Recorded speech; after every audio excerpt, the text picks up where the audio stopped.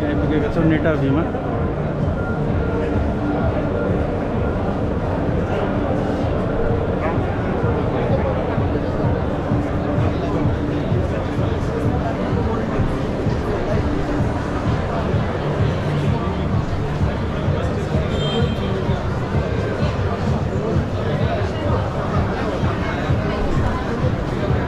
भयो यो 10 देखि 12 घण्टा लाग्छ यो चार्जरबाट। यो चार्जर तपाईँले अहिले अफरमा पाउनुहुन्छ 6.6 किलोवाटको चार्जर। यो चार्जरबाट 5 देखि 6 घण्टामै फुल चार्ज हुन्छ भने हाम्रो योमा एक्स्ट्रा अरू गाडीहरूभन्दा के छ भने यही ब्याट्रीलाई हामीले इन्भर्टर जसरी भिर्चुअल एडाप्टर यसलाई भन्छौँ, इन्भर्टर जसरी युज गर्न मिल्यो। पिकनिक क्याम्पिङ जाँदा अथवा जुन ठाउँमा बत्ती छैन यही ब्याट्रीलाई इन्भर्टर जसरी युज गर्नु पऱ्यो भने मजाले 3300 वाटसम्म यसले युजफुल भयो। एन्ड देन 335 लिटरको यो बुट स्पेस हुन्छ क्रसओभरमा एकदमै राम्रो सेगमेन्ट हो। अनि यसलाई एक्सप्यान्ड गर्दाखेरि 552सम्म यसलाई युज गर्न मिल्यो। तल चार्जरको 80,000 जति पर्न जान्छ। अनि त्यो 1,40,000 चाहिँ त्यसमा अफर, अनि त्यसपछि नो इन्क्लुडेड अनि यो एक्स्ट्रा हो। यो एक्स्ट्रा हो, दुवै पाउनुहुन्छ हजुरले। अब यो चार्जर हामीले किन दिएछौँ भने सकेसम्म हामीले लिथियम आयरन ब्याट्रीलाई डिसी चार्जरभन्दा एभोइड गर्नुपर्ने हुन्छ। सो द्याट्स वाइ हामीले यो चार्जर प्रोभाइड गरिरहेछौँ कस्टमरलाई। यो चार्जर प्रोभाइड गर्नुभयो भने तपाईँले चार्ज गर्नुभयो भने तपाईँको 8 वर्ष नभएर 16 वर्षसम्म यसको लाइफ टाइम चाहिँ एक्सटेन्ड हुने भयो। डिसी चार्ज किन एभोइड गर्नुपर्छ? डिसी चार्ज जुन पनि लिथियम आयरन ब्याट्रीलाई त्यो फास्ट गऱ्यो भने सर्टकट बाटो जुन हुन्छ नि हाम्रो कहिलेकाहीँ लिनु पनि पर्ने हुन्छ। सो डिसी चार्जर हाम्रो त्यही नै भयो। इक्जाम्पलमा हेऱ्यौँ भने सबै कारमा चाहिँ हुन्छ कि यस्तो मात्र? अनि सबैको लागि लिथियम आयरन ब्याट्री जति पनि छ त्योमा चाहिँ फास्ट चार्जर गर्नु भनेको हार्मफुल नै हो। त्यो लङ टर्ममा चाहिँ त्यसको इफेक्टहरू देखिन्छ होइन, सर्ट टर्ममा चाहिँ तपाईँको देखिँदैन। तर त्यो पनि युजफुल हुन्छ। इन सच केसमा हामीले त्यसलाई युज गर्ने हो। कहिलेकाहीँ इमर्जेन्सी पऱ्यो, बाहिर टुर गर्नु गऱ्यौँ होइन, हाम्रो लङ ट्राभल गर्नु छ तर त्यतिखेर पुगेन भने चार्ज हामी डिसीको युज गर्न मिल्यो। तर हामीले कस्टमरलाई घरबाटै 5 देखि 6 घण्टामा युज गर्नलाई यो एसी चार्जर 6.6 किलोवाटको दिइरहेछौँ भने 20% तपाईँको चार्ज छ भने मिनिमम पनि 4 देखि 3 घण्टामा तपाईँको फुल चार्ज हुने भयो होइन।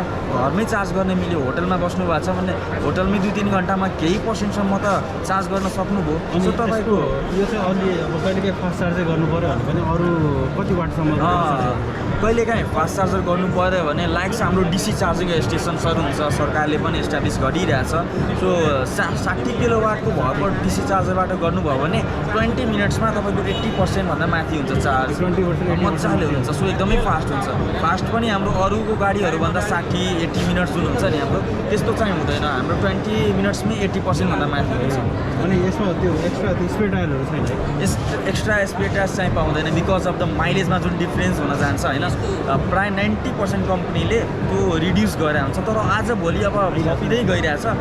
नेपालमा त चाहियो, नेपालको जुन बाटो अनुसार हो जतिखेर पनि इमर्जेन्सी पर्न गइरहेको हुन्छ। सो हामीले पनि त्यही कुराहरू राखिरहेछौँ। आउने कुरा चाहिँ हुँदैछ, अहिले चाहिँ आएको छैन। अहिलेको लागि चाहिँ इन्सुलेटर पाउनुहुन्छ, इन्सुलेटरले काम गर्छ मजाले। इन्सुलेटर भनेको चाहिँ कुन भन्नुभयो? इन्सुलेटर भनेको यही नै हो। नर्मली हाम्रो 1000-1200 रुपियाँमा पाइन्छ।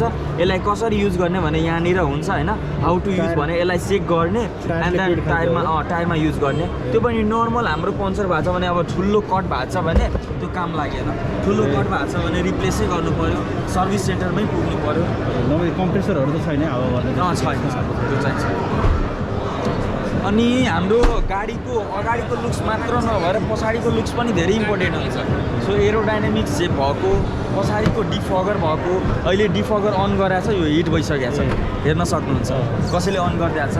एन्ड देन तलतिर हाम्रो क्यामेरा पनि हुन्छ जुन चाहिँ हिडन क्यामेरा हो। नर्मली हाम्रो यो क्यामेरा देखिँदैन होइन। 3 वर्षको वारेन्टी पनि भेट्नुहुन्छ योमा, 2वटा सेन्सर पनि हुन्छ। एक्ज्याक्ट। अनि यसको बुट स्पेस चाहिँ कति भन्नुभयो? 335 लिटरको। 335 या 552सम्म यसलाई एक्सप्यान्ड गर्न मिल्यो। यसको अगाडि हेरौँ न त। अब अगाडिको हेर्दाखेरि यो डल्फिन डिजाइन भइहाल्यो। डल्फिन डिजाइनमा बनाएको छ। 13.5 फिट लम्बाइ, 5.5 फिट चौडाइ, 5 फिट 1 इन्च त्यसको चाहिँ हाइट भइहाल्यो। एन्ड देन अब भित्रको कुरा गर्दाखेरि भित्र हामी 14.6 इन्चको डिस्प्ले भेट्छौँ जुन चाहिँ एचडी डिस्प्ले हो। And then Gorilla Glass protection पनि योमा हुन्छ। अगाडिनिर हाम्रो ओडोमिटर एकदमै युनिक टेक्निकमा ड्यासबोर्ड भेट्नुहुन्छ। त्यहाँनिर हजुरको कति कन्ट्रोल्सहरू हुन्छ, कुन मोड्सहरू, रिमाइन्डर्सहरू सबै त्यही नै हुन्छ।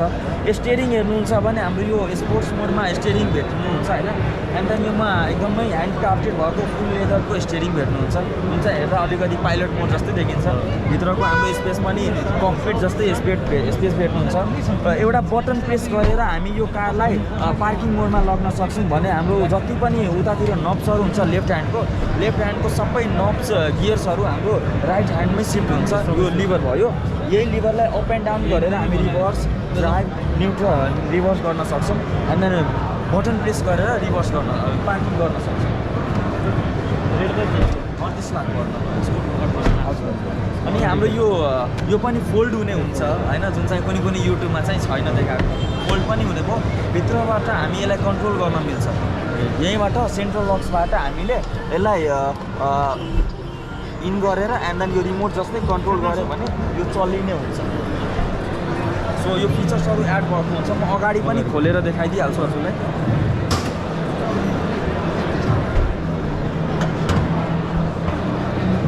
अब अगाडिको फिचर्स हेर्नुहुन्छ भने सरलाई मैले सुरुमै भनिदिइसकेको थिएँ होइन यो प्योर इभी प्लेटफर्ममा बनेको कार हो होइन सो इभी प्लेटफर्ममा बनेको कारमा चाहिँ अरू गाडीहरूमा चाहिँ खुल्या हुन्छ भन्दा जस्तो देखिन्छ नराम्रो देखिन्छ योमा हामीले कभर पनि गरेका छौँ बिकज अफ यो इभी प्लेटफर्ममा हो यसको बडी मेटेरियल 65% स्टेनलेस स्टिलले बनाएको छ भने हाम्रो यसको तल पनि पाता हुन्छ यो भित्र के छ भने तलतिर मोटर हुन्छ अनि ब्याट्रीलाई कन्ट्रोल गर्ने युनिट्स हुन्छ त्यो युनिट्सले हामीलाई एकदमै प्रोभाइड गर्छ सेफ्टी हुन त यो गाडीमा IP67 को रेटिङ पनि प्रोभाइड हुन्छ त्यही पनि हामी यसलाई कभर गरेर राखेर सकेसम्म पानीभन्दा अलिकति एभोइड नै राखौँ अलिकति प्रोटेक्ट गरेर नै राखौँ हुन IP67 को रेटिङ पनि पाउनुहुन्छ पानीबाट डस्टबाट केही नै फरक पर्दैन लाइट्सहरू हेर्न सक्नुहुन्छ DRL lights side lights and then हाम्रो यो हाइलाइटलाई हक हाइलाइट भनिन्छ लेजर लाइट अथवा हक हाइलाइट पनि भन्न मिल्यो अगाडि बढ्दै जाँदा हाम्रो यता लेफ्ट साइडमा चार्जिङ पोर्ट हुन्छ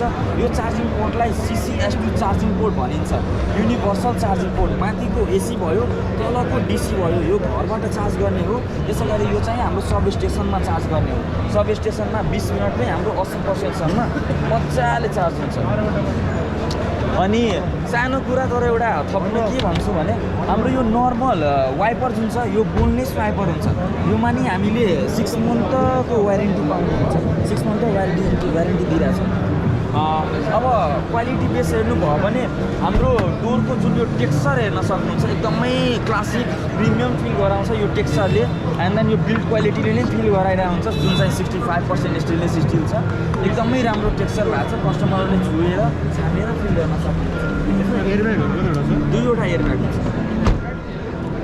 पछाडिको हेर्नुहुन्छ भने म तपाईँले लेग स्पेस पनि देखाइदिइहाल्छु पछाडि यस्तो सर बस्दाखेरि हाम्रो लेग रुम पनि धेरै नै राम्रो हुन्छ भने हेडरुम पनि यहाँनिर धेरै नै राम्रो हुन्छ अनि पछाडि बस्दाखेरि एकदमै कम्फर्टेबल पनि भयो लेग रुम हेडरुम भनेको पछाडि हाम्रो यो क्रस ओभरको सेगमेन्टहरूको कारमा चाहिँ धेरै इफेक्ट परिरहेको हुन्छ चाहिँ हुँदैन ती स्पेस चाहिँ हुँदैन योमा 3 जना मजाले बस्नुहुन्छ भने 3वटा सिट बेल्ट पनि हुन्छ 2वटा पिल्लो भएको हुन्छ पछाडिको पनि फुल लेदर सिटेड भएको एकदमै राम्रो प्रिमियम डिजाइनमा बनाएको छ भने हाम्रो साइडको डोरहरूमा पनि एकदमै हेर्न सक्नुहुन्छ यहाँनिर फुल्ली लेदरमा डिजाइन बनेको कोटेड पनि भएको छ चाइल्ड लकको लागि पनि यहाँनिर सेफ्टी भएको हुन्छ चाइल्ड लक पनि हुन्छ यहाँनिर मिररलाई कन्ट्रोल गर्नु मिल्यो भने 6वटा स्पिकर हुन्छ हाम्रो 6वटै स्पिकर प्रिमियम क्वालिटीकै स्पिकर हुन्छ कम्पनीले खुलासा पारे हुँदैन कुनको हो प्रिमियम क्वालिटीकै पछाडि AC छैन तर फास्ट चार्जर छ कस्तो मजाको